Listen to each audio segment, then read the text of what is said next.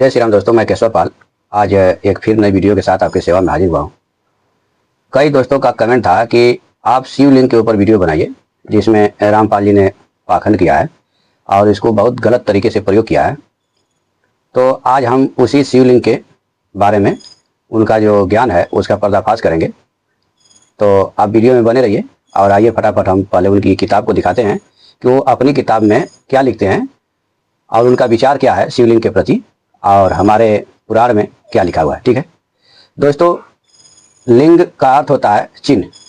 जैसे अगर हम में चलेंगे व्याकरण में तो लिंग 3 प्रकार के होते हैं, पुरुष लिंग, स्त्रीलिंग, नपुंसक लिंग। ठीक है, तो लिंग का मेन अर्थ होता है चिन्ह, लेकिन रामपाल जी जो है इसका गलत अर्थ ले जाते हैं या स्त्री पुरुष के प्राइवेट पार्ट को बोलते हैं। तो इनका एक मनगढ़ंत अर्थ है और इसमें खेमराज श्रीकृष्ण द्वारा प्रकाशित जो शिव पुराण है उसका इन्होंने आधार लिया है प्रमाण, लेकिन वास्तव में उसमें वो भी ऐसा कुछ भी नहीं लिखे हैं। तो ये जो अपनी किताब में छापे हैं मैं उसको आपको पढ़ के सुना देता हूँ और फिर मैं अपने पुराण को खोलता हूँ और देखते हैं कि शिवलिंग क्या है। ठीक है, यह रामपाल जी की एक पुस्तक है, कबीर बड़ा या कृष्ण, जनता की अदालत। एक रजत शर्मा का जो शो चलता है आपकी अदालत वाला, उसी के तर्ज पे यहाँ पे इन्होंने लिखा हुआ है। तो इस पर हमने अभी तक 3 वीडियो बना के दिया हूँ और उसमें सिद्ध हो गया है कि कबीरदास जी भगवान श्री कृष्ण के मामले में कुछ भी नहीं है। आप वो तीनों वीडियो को देख सकते हैं। 2 वीडियो में तो इसी किताब का फोटो है, लेकिन एक मैं अलग से लगा के थंबनेल लगाया हूँ, अभी जल्दी लोड किया हूँ तो आप देख सकते हैं उसको। इसके पृष्ठ संख्या 143। इस पर यहाँ पे एक और है शिवलिंग की पूजा कैसे प्रारंभ हुई। तो यहाँ पे कुछ वर्णन कर रहे हैं। अब इनका इतना पढ़ते पढ़ते तो जो है कि वीडियो बहुत लंबी हो जाएगी, तो हमको इनको नहीं पढ़ना है। ये प्रमाण कहाँ से ले रहे हैं, ये खेमराज श्रीकृष्ण दास वाला। तो इसको मैं आपको पढ़ के सुना दे रहा हूँ कि इसमें कोई ऐसा शब्द नहीं लिखा है कि जो लिंग का अर्थ हो भगवान शिव के प्राइवेट पार्ट का। ठीक है, देखिए ये लिखते हैं, हे योगिंदर, मैं उस लिंग आविर्भाव का लक्षण सुनना चाहता हूँ। नंदीकेश्वर बोले, हे बस सुनो, मैं तुम्हारी प्रीति से कहता हूँ। पूर्व काल में जो पहला कल्प था जो लोक में विख्यात है, उस समय महात्मा ब्रह्मा और विष्णु का परस्पर युद्ध हुआ। उनके मान दूर करने को उनके बीच में उस निष्कल परमात्मा ने स्तंभ अपना स्वरूप दिखाया। तब जगत के हित की इच्छा से निर्गुण शिव ने उस तेजोमय स्तंभ से अपने लिंगाकार स्वरूप दिखाया। उसी दिन से लोक में वह निष्कल शिव जी का लिंग विख्यात हुआ। और अब फिर अध्याय 6 विशेषण संहिता का अध्याय 6 से कुछ लिए हैं। सगुण रूप में बेर रूप की कल्पना की गई है। देवताओं की वह बेर पूजा इच्छा अनुसार भोगों को देने वाली है, परंतु शिव का लिंग बेर भोग और मोक्ष दोनों देना आ रहा है। नंदीकेश्वर बोले, हे योगेंद्र, आगे एक समय विष्णु भगवान शेष शैया पर अपने गरुड़ादि पार्षदों से संयुक्त लक्ष्मी सहित शयन करते थे। ब्रह्म ज्ञानियों में श्रेष्ठ ब्रह्मा जी अपनी इच्छा से ही वहां आए। सब प्रकार सुंदर सेज पर शयन करते हुए कमल लोचन विष्णु से पूछने लगे। शिव पुराण 18 में बोल रहे हैं, इसी से मैं अज्ञात स्वरूप हूँ। पीछे तुम्हें प्रकट दर्शन देने के निमित्त साक्षात ईश्वर तत्क्षरी मैं सगुण रूप हुआ हूँ। मेरे ईशत्व रूप को सकलत्व जानो और यह निष्कलत्व स्तंभ ब्रह्म का बोधक है। लिंग लक्षण होने से यह मेरा लिंग स्वरूप निर्गुण होगा। इस कारण हे पुत्रो, ठीक है, यह पुत्रो शब्द आने से दोस्तों ये लोग कहते हैं कि ब्रह्मा विष्णु महेश जो है ये निर्गुण निराकार जो शिव है इनके पुत्र है। अभी मैं आपको एक और चीज इसमें दिखा देता हूँ और स्वयं विचार करिएगा। तुम नित्य इनकी अर्चना करना, यह सदा मेरी आत्म रूप है और मेरी निकटता का कारण है। लिंग और लिंगी के अभेद से यह महत्व नित्य पूजनीय है। जहाँ कहीं किसी ने मेरे इस लिंग की प्रतिष्ठा की है, हे पुत्र, फिर पुत्र शब्द आया, ऐसे लग रहा है जैसे ब्रह्मा विष्णु महेश के पिता है। ठीक है, लेकिन मैं बात लास्ट में आपको बताऊंगा कि ये सब एक ही। वीडियो को लास्ट तक देखिएगा। वहां मैं अप्रतिष्ठित भी स्थित हूँ। एक लिंग के स्थान से मेरे समान रूप की प्राप्ति यह फल होता है और दूसरे लिंग की स्थापन करने से मेरी एकता की प्राप्ति होती है। अब इसमें दोस्तों शुरू में ही यहाँ पे रामपाल जी जो है 35 पृष्ठ पे ये अपना परिचय देते हुए लिखते हैं कि अस्थाई पता रामपाल पुत्र चौधरी नंदराम जाट। और फिर एक और दूसरा पता यहाँ देते हैं कि अस्थाई दूसरा पता भक्त रामपाल दास पुत्र स्वामी राम देवानंद। तो अब इनसे पूछा जाए कि पुत्र यहाँ पर भी लिखे हैं और पुत्र यहाँ पर भी लिखे हैं, तो आखिर ये पुत्र किसके हैं, नंदराम जाट के हैं कि स्वामी रामानंद देव के हैं। ठीक है, तो इनके भक्त लोग कहते हैं कि ये बीज के पुत्र हैं, ये नाथ के पुत्र हैं। तो वैसा ही वहाँ पे जो है भगवान शिव श्रेष्ठ है, इसलिए वहाँ पुत्र शब्द का प्रयोग कर रहे हैं। ये नहीं कि वो उनके माता पिता हैं, जैसे रामपाल जी के माता पिता नंदराम जाट और इनकी पत्नी है, ऐसा चीज नहीं। ठीक, तो दोस्तों इसमें जो दिए हैं महाराज जी, इसमें तो अभी तक कहीं ये नहीं कहा गया कि लिंग का अर्थ प्राइवेट पार्ट है। अभी फिर ये नीचे लिख रहे हैं, विशेषण संहिता का अध्याय 10 में गए हैं, वह लिंग प्रधान है और बेर लिंग गौण है। लिंग के अभाव से बेर सहित भी वह स्थान क्षेत्र नहीं होता है। ब्रह्मा और विष्णु बोले, हे प्रभु, आप हमसे सर्गाधिक 5 कृत्य लक्षण कहिए। और शिव जी बोले, हमारा कृत्य और ज्ञान दुर्लभ है, मैं कृपा से तुमको कहता हूँ। हे ब्रह्मा विष्णु, सृष्टि स्थिति संहार तीनों भाव अनुग्रह या 5 हमारे जगत के कृत्य नित्य सिद्ध है। तो ऐसा तो यहाँ पे कहीं भी खेमराज श्री कृष्ण दास का जो प्रकाशक है उस शिव पुराण में तो ऐसा नहीं लिखा गया है। अब यहाँ से रामपाल जी अपने मणग्रंथ जो है विवेचना कर रहे हैं, कई बार देखिए लिखे हैं, इसलिए अपने लिंग गुप्तांग प्राइवेट पार्ट इत्यादि का लिखे हुए हैं और लिखते लिखते आ रहे हैं। तो यहाँ पे देखिए गरीबदास जी को भी बदनाम कर रहे हैं। ये फोटो इनका देख लीजिए कि ये लगाए हुए हैं कि नीचे वाला जो शिवलिंग होता है तो उसको स्त्री का गुप्तांग बता रहे हैं और ये जो है ऊपर वाले का पुरुष का, यानी शिव का, ये माता पार्वती का। और ये इतने मतलब इनको क्या कहा जाए, ये अपने तो अपने, ये देखिए गरीबदास जी को भी बदनाम कर रहे हैं।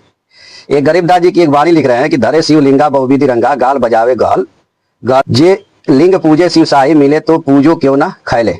ठीक है, ये गरीबदास जी को भी बदनाम कर रहे हैं, ऐसा कहीं भी वाणी नहीं लिखी हुई है। हम पहले आपको गरीबदास जी की ग्रंथ को दिखाते हैं आपसे। श्री सदगुरु ग्रंथ साहिब 1008 आचार्य गरीब साहिब जी महाराज कृत अमृत वाणी, और यह जो है लोकनाथ पब्लिकेशन द्वारा प्रकाशित है। यह गरीबदास जी जो है शिव स्त्रोत लिख रहे हैं, यानी शिव की महिमा में ये स्त्रोत बहुत बड़ा है दोस्तों। आप चाहे तो वीडियो को रोक के पढ़ सकते हैं, मैं इसी को पढ़ने लगूंगा, टाइम ज्यादा चला जाएगा। यह बहुत बड़ा स्त्रोत है और इन्होंने शिव की महिमा में लिखा हुआ है और इन्हीं का नाम लेकर के रामपाल जी जो है भगवान शिव को बदनाम कर रहे हैं। ये शिव की आरती भी लिखे हुए हैं ये, और इसी पुस्तक का पाठ करा करके रामपाल जी अपने आश्रम में 25,000 लेते हैं।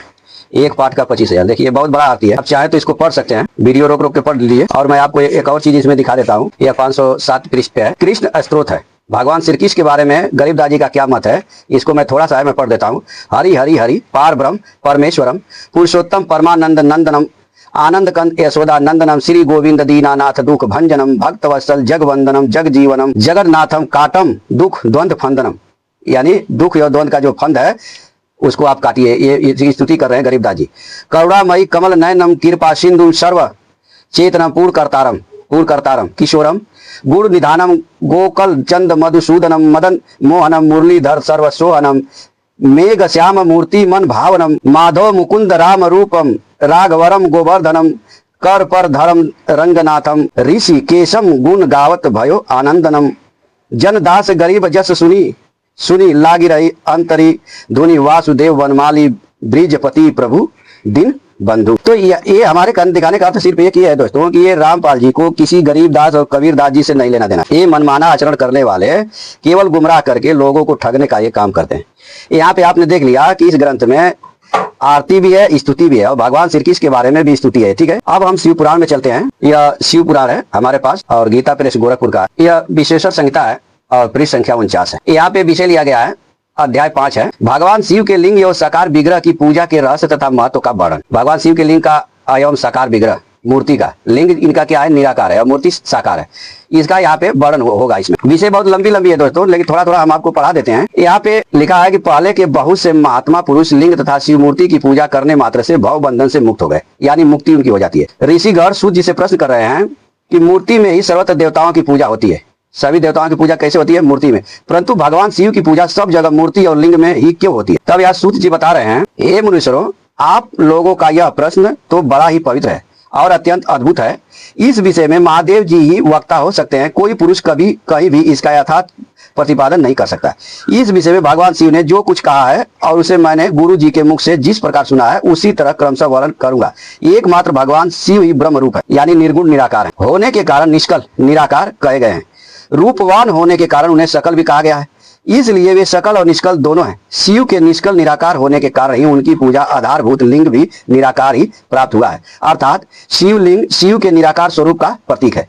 क्या है, भगवान के निराकार स्वरूप का प्रतीक है शिवलिंग, और मूर्ति क्या है, भगवान के साकार स्वरूप का प्रतीक है। लेकिन ये रामपाल के क्या दिमाग में है कि ये जो है गुप्तांग है, समझ रहे। इसी तरह शिव के सकल या साकार होने के कारण उनकी पूजा आधारभूत विग्रह साकार प्राप्त होता है, अर्थात शिव का साकार विग्रह उनके साकार स्वरूप का प्रतीक होता है। सकल और अकल समस्त आकार सहित साकार और अंग आकार से सर्वथा रहित निराकार है। रूप होने से वे ही ब्रह्म शब्द से कहे जाने वाले परमात्मा, निराकार होने से उन्हीं का जो है ब्रह्म शब्द से परमात्मा का नाम पड़ा है, परमात्मा कहा जाता है या ब्रह्म कहा जाता है उनको। यही कारण है कि सब लोग लिंग निराकार और मूर्ति साकार दोनों में ही सदा भगवान शिव की पूजा करते हैं। शिव से भिन्न जो देवता है वे साक्षात ब्रह्म नहीं है, इसलिए कहीं भी उनके लिए निराकार लिंग नहीं उपलब्ध होता। यानी भगवान शिव को छोड़कर, इनके कहने का अर्थ है कि भगवान शिव को छोड़कर कोई भी ब्रह्म स्वरूप नहीं है। इसमें सृष्टि रचना में यही बताया गया दोस्तों कि निराकार परमात्मा से जो पहला अवतार हुआ है उसी को शिव कहते हैं, और उसके बाद ब्रह्मा विष्णु महेश तमाम देवी देवताओं सबका अवतार हुआ है। अतः सुरेश्वर इंद्र ब्रह्मा आदि देवगण भी निष्कल लिंग में पूजित नहीं होते। सभी देवगण ब्रह्म न होने से अपितु सगुण जीव होने के कारण केवल मूर्ति में ही पूजे जाते हैं। शंकर के अतिरिक्त अन्य दोनों का जीवत्व और सदाशिव का ब्रह्मत्व वेदों के सारभूत उपनिषदों से सिद्ध होता है। वहां प्रणव के तत्व रूप से भगवान शिव का ही प्रतिपादन किया गया है। इसी प्रकार पूर्व में मंदराचल पर्वत पर ज्ञानवान ब्रह्मपुत्र संतन कुमार मुनि ने नंदीश्वर से प्रश्न किया था। क्या प्रश्न किए थे? हे भगवान, शिव के अतिरिक्त उनके बस में रहने वाले जो अन्य देवता हैं उन सब की पूजा के लिए सर्वत्र प्राय वेर मूर्ति मात्र ही अधिक संख्या में देखा और सुना जाता है। केवल भगवान शिव की ही पूजा लिंग और बेर दोनों में उपयोग देखने में आता है। अतः हे कल्याणमय नंदीश्वर, इस विषय में जो तत्व बात हो उसे मुझसे इस प्रकार बताइए जिससे अच्छी तरह से समझ में आ जाए। यानी इनके कहने का अर्थ है कि सभी देवताओं की पूजा मूर्ति में होती है, लेकिन भगवान शिव की पूजा लिंग में यानी चिन्ह और मूर्ति में दोनों होती है। उसके विषय में पूछ रहे हैं। तब यहाँ पे ये बता रहे हैं नंदीश्वर, हे निष्पाप ब्रह्म कुमार, हम जैसे लोगों के द्वारा आपके इस प्रश्न का कोई उत्तर नहीं दिया जा सकता, क्योंकि यह गोपनीय विषय है और लिंग साक्षात ब्रह्म का प्रतीक है। इस विषय में भगवान शिव ने जो कुछ बताया उसे मैं आप शिव भक्त के समक्ष कहता हूँ। आप शिव ब्रह्म स्वरूप और निष्कल निराकार हैं, इसलिए उनकी पूजा निष्कल लिंग का उपयोग होता है। संपूर्ण वेदों का यही मत है, वे ही सकल है। इस प्रकार वे निराकार तथा साकार दोनों हैं। भगवान शंकर निष्कल निराकार होते हुए भी कलाओं से युक्त हैं, इसलिए उनका साकार रूप में प्रतिमा पूजन भी लोक संगत है। यानी भगवान शिव एक ऐसे देवता हैं दोस्तों, कहने का अर्थ है कि उनकी लिंग यानी प्रतीक में भी पूजा होती है और साकार मूर्ति में भी पूजा होती है। शंकर के अतिरिक्त अन्य देवताओं में जीवत्व तथा सगुणत्व होने के कारण वेद के मत में उनकी मूर्ति मात्र में ही पूजा मानी जाती है। यानी भगवान शंकर को छोड़कर जितने भी देवता है वो जीवत्व है, जीव के स्थान पे है और सगुण है। लेकिन भगवान क्या है? शिव सगुण और निर्गुण दोनों है। इसी प्रकार उन देवताओं के आविर्भाव के समय उनका समग्र साकार रूप प्रकट होता है, जबकि भगवान सदाशिव दर्शन में साकार और निराकार ज्योति रूप दोनों ही प्राप्त होते हैं। हे महाभाग, अपने भगवान शिव तथा दूसरे देवताओं के पूजन में लिंग और बेर के प्रचार का जो रहस्य विभाग पूर्वक बताया है वह यथार्थ है। इसलिए लिंग और बेर की आदि उत्पत्ति का जो उत्तम वृत्तांत है उसको मैं इस समय सुनना चाहता हूँ। हे योगिंदर, लिंग के प्रकट का रहस्य सूचित करने का प्रसंग मुझसे सुनाइए। मतलब ये लिंग कब प्रकट हुआ, यह संतन कुमार जो है नंदीश्वर से पूछ रहे हैं कि मैं इस प्रसंग को सुनना चाहता हूँ। हे वत्स, आपके प्रति प्रीति के कारण मैं यथार्थ रूप से वर्णन करता हूं। सुनिए। लोक विख्यात पूर्व कल्प के बहुत दिन व्यतीत हो जाने पर एक समय महात्मा ब्रह्मा और विष्णु परस्पर लड़ने लगे। यानी दोस्तों ये कल्प जो है, पूर्व कल्प जो सृष्टि रची गई और पहला कल्प था, उसी में ब्रह्मा और विष्णु का एक दिन युद्ध हो गया। उन दोनों के अभिमान को मिटाने के लिए त्रिगुणातीत परमेश्वर ने उनके मध्य में निष्कल स्तंभ के रूप में अपना स्वरूप प्रकट किया।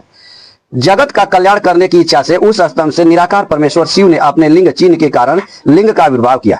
ठीक है। उसी समय से लोक में परमेश्वर शंकर के निर्गुण लिंग और सगुण मूर्ति की पूजा प्रचलित हुई। शिव के अतिरिक्त अन्य देवताओं की मूर्ति मात्र की पर कल्पना हुई है। वे देव प्रतिमाएं पूजित हो नित्य शुभ कल्याण को देने वाली हुई और शिव का लिंग तथा उनकी प्रतिमा दोनों ही भोग और मोक्ष देने वाली हुई। यानी जब भगवान विष्णु और ब्रह्मा जी का युद्ध हुआ तो उसी समय यह स्तंभ रूप से प्रकट हुए, उसी समय से लिंग की पूजा चालू हो गई। यह बहुत बड़ा प्रसंग है, मगर आपको ये पता हो गया होगा कि अब जो है कि आपको पता हो गया होगा कि शिवलिंग की पूजा कब से चालू हुई। यह पृष्ठ संख्या 63 है। इस पर यहाँ नंदीश्वर बोल रहे हैं कि उस समय वे अजन्मा ब्रह्मा के बारे में क्या बोल रहे हैं? अजन्मा, जिनका जन्म ही नहीं होता। ठीक है। और विष्णु मोह बस मैं श्रेष्ठ हूँ, मैं स्वामी हूँ, तुम नहीं, इस प्रकार बोलते बोलते परस्पर एक दूसरे को मारने की इच्छा से युद्ध करने के लिए उद्गत हो गए। तो यहाँ पे इन लोगों का जो ये युद्ध करना था, इसका हमको लगता है कि भगवान की एक माया थी और उसी समय जो है भगवान को निराकार भगवान जो है शिव है उनको प्रकट होना था। अब इनकी युद्ध बंद कराने के लिए या अग्नि स्तंभ रूप से प्रकट हो जाते हैं। यह पृष्ठ संख्या 65 है। अब एक चीज और हम आपको दिखा देते तो आपको ये लगेगा कि मतलब ये ब्रह्मा विष्णु महेश अलग अलग है, तो ऐसी बात नहीं है। अभी हम एक और दिखा देते हैं आपको। यह देखिए पृष्ठ संख्या 238 है, शिव महापुराण और अध्याय 9 है और रुद्र संहिता सृष्टि खंड है। यहाँ पे महेश बोल रहे हैं, मैं सृष्टि पालन और संहार करता सगुण निर्गुण निर्विकार सचितानंद लक्षण वाला तथा पार ब्रह्म परमात्मा हूँ। हे विष्णु, सृष्टि रक्षा और प्रलय रूप गुणों के भेद से मैं ही ब्रह्मा विष्णु और रुद्र नाम धारण करके 3 स्वरूपों में व्यक्त हुआ हूँ। हे अरे, मैं वास्तव में सदा निष्कल हूँ। यानी जो निष्कल भगवान शिव है वही सृष्टि रचना करने के लिए, पालन करने के लिए और संहार करने के लिए ब्रह्मा विष्णु रुद्र नाम से धारण करते हैं। ठीक है। ये तीनों नाम वही धारण करते हैं। और ये नाम किस लिए धारण करते हैं? गुणों की वजह से। ब्रह्मा जी में रजोगुण, भगवान विष्णु में सतोगुण और रुद्र में तमोगुण, इसलिए इनका नाम जो है ब्रह्मा विष्णु और रुद्र पड़ता है। ठीक है। ये वास्तव में तीनों एक ही है। आगे यहाँ पे बता रहे हैं 239 पे, वास्तव में सारा दृश्य ही मेरा शिव रूप है, ऐसा मेरा मत है। मैं, आप, ब्रह्मा तथा ये जो रुद्र प्रकट होंगे वे सब के सब एक रूप है। ठीक है, इनमें भेद नहीं है। भेद मानने पर शिव बंधन होगा, तथापि वे शिव रूप को ही सर्वथा सनातन मूल कारण सत्य ज्ञानमय तथा आनंद कहा गया है। ऐसा जानकर आप लोगों को सदा मन से मेरे यथार्थ स्वरूप का ध्यान करना चाहिए। यानी जो ब्रह्मा, विष्णु, महेश, रुद्र, शिव, महादेव आदि कहा जाता है, सब एक ही है। ठीक है दोस्तों, इस वीडियो में आपने क्या देखा कि शिवलिंग का अर्थ कहीं भी भगवान शिव के गुप्तांग या प्राइवेट पार्ट की बात नहीं हुई थी। ठीक है, जो ब्रह्मा विष्णु के युद्ध में बीच में जो अग्नि स्तंभ प्रकट हुआ था उसी को शिवलिंग कहते हैं। शिवलिंग अर्थात भगवान शिव का प्रतीक चिन्ह। इसमें जो खेमराज श्री कृष्ण है उन्होंने कहीं भी ये नहीं लिखा था कि शिवलिंग का अर्थ है प्राइवेट पार्ट, या गरीबदास जी की वाणी लेकर के रामपाल जी ने लिखा था। तो हमने दिखाया आपको कि उन्होंने स्वयं भगवान श्री कृष्ण का भी स्तोत्र लिखे हैं और भगवान शिव के स्तोत्र और आरती दोनों लिखे हैं। उन्होंने उसमें ऐसा कहीं भी कुछ नहीं लिखा है। आप वीडियो को रोक रोक के पढ़ सकते हैं। ये रामपाल जी जो है मनगढ़ंत बातें कहा करते हैं। ठीक है, तो आज के लिए इतना ही, फिर मिलेंगे नेक्स्ट वीडियो में। तब तक के लिए जय सीताराम।